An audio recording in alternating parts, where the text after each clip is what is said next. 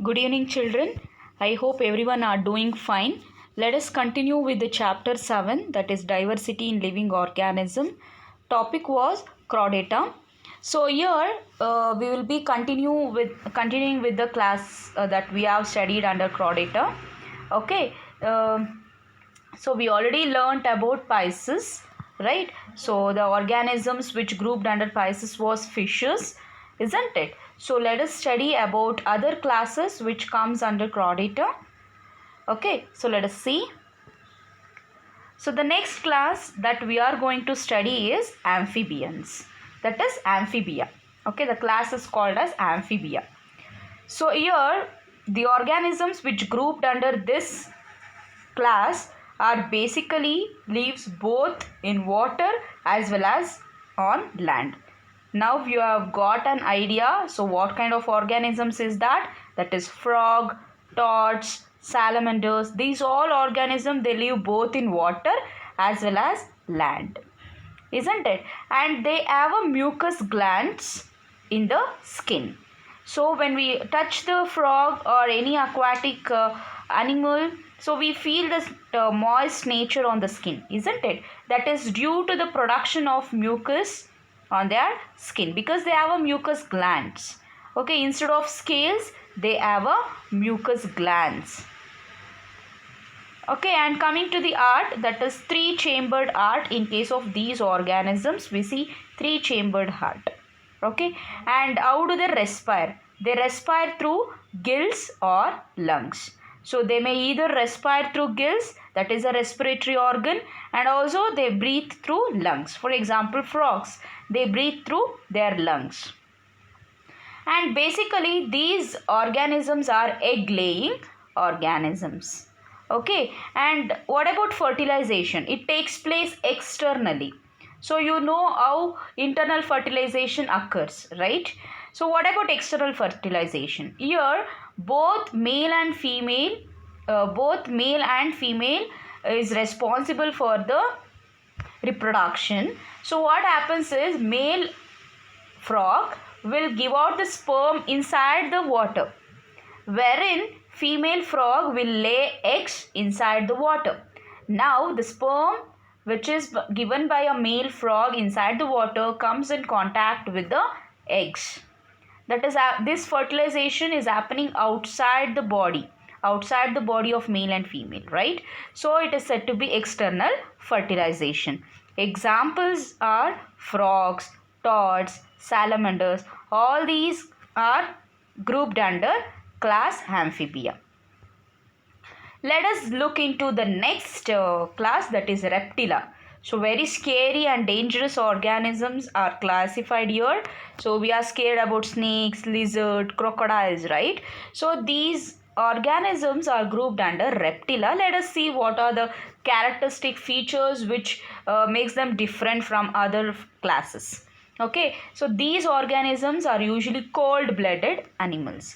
That means they can't adapt to the external environment, or if the temperature varies from their adapted atmosphere, they can't resist that temperature to that environment. Okay, for example, if it is too hot, what we do, we switch on fan or AC, or we drink cold water, okay, to make our body cool. So these animals can't do that. Okay, so it is said to be cold-blooded animals. And they have a scales on their body. If you look into the snake's body, you can see scales. Now you may ask, ma'am, even fishes have scales, why they are not grouped under reptila? See, all the features also matters here. Here the organism, they breathe through lungs, wherein the fishes breathe through gills, right? And most of the features are different from reptila to Pisces, isn't it? And these organisms mostly they have three-chambered heart, that is except crocodile, which has a four-chambered heart. Remember children, only crocodile have four-chambered heart. Rest of the organisms which grouped under reptila, they have three-chambered heart. And they lay eggs with the tough coverings. So they are egg-laying animals. So when they lay eggs, the egg have a outer covering. That outer covering is very tough. That means very hard. because they are laying on the land. They are not laying on they are not laying eggs in the water. If they are laying eggs in the water, this hard covering is not necessary. Okay, so because if there is no hard covering, if they are laying eggs on the land means the eggs may get damaged. So to protect from that damage, they have a hard covering. Examples of organisms under this class Reptilia is snakes, turtles, lizards, crocodiles. So now one basic question. So what is the difference between turtle and tortoise? Okay, there is major difference between turtle and tortoise. Okay, so all tortoise can be a turtle, but turtle can't be a tortoise. Okay, so if you look into the limbs of turtles, it is different from a tortoise. And these turtles, they are like non-vegetarians. They eat aquatic organisms also, and also they eat plants. So where in case of tortoise, they feed only on the plants. And if you look into the shell, so tortoise have a tom like shell, where in case of turtles they have a flat shell. So these are the major differences. Next, coming to aves. So aves, the organisms which grouped under this class is very beautiful organisms, that is birds. So everyone love birds, right? And these organisms are warm blooded. That means they get adjusted to the external environment or any other environment. Okay, and they have 4-chambered heart like us, and they lay eggs, and which is the largest egg, that is ostrich egg, and outside covering of feathers. So you see they are covered with the feathers, and 4 limbs are modified, that limbs is modified in such a way it uses for flying. So sorry, there is a mistake, that is flight. Okay, and they breathe through lungs. They have a breathing system through lungs, and examples are pigeon, ostrich, crow, sparrow, right? So all these are grouped under aves. So many more birds. Okay, and one special thing about sparrow is these are said to be a state bird. Why they have given this recognition? Because at least in that case we gonna save the sparrow. Now it's been like it is getting extinct, right? So we can't see sparrows much now because of the overpopulation, and we are using transformers, so where they used to sit and rest.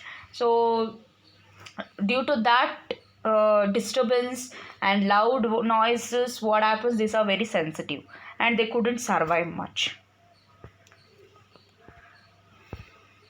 Next, coming to the class Mammalia. So children, these organisms are related to even humans also.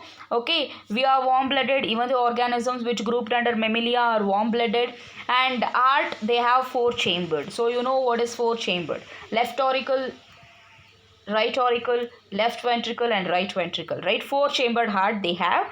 And what is the special thing of these organisms, so that they are grouped under Mammalia? Because they have a mammary glands, so which is going to secrete or produce milk. So this milk is used to nourish their young ones, which provide nutrients to their young ones. And the skin has hair, and also they have sweat and oil glands, right? Even we sweat. Okay, so little amount of oil is also secreted from our body. So this is one of the feature describes that these organism has to be grouped under Mammalia. Okay, and most of them, they produce live young ones. So if they give birth to their young ones, they have a life. Okay, so they produce young ones in such a way, except a few organisms like platypus and echinida, so which lay eggs. They lay eggs. Okay, and kangaroos, they give birth to very poorly developed young ones. So these baby kangaroos are very poorly developed, so they carry their young ones in their pouch.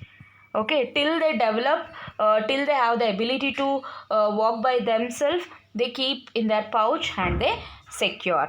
Okay, so children, this was the concept about remaining classes under Chordata. Okay, I hope everyone had enjoyed this lesson, diversity in living organism. This is a vast chapter that we have studied till now, right? And I hope everyone had followed this concept. Until and unless you won't make a mind map, it is very difficult to remember the things. Okay, and each and every classes have their own organisms grouped under them, and you need to be very particular with that, and also the characteristic features. Okay, so no worksheet will be sent. I have given you the classwork. Do complete it, and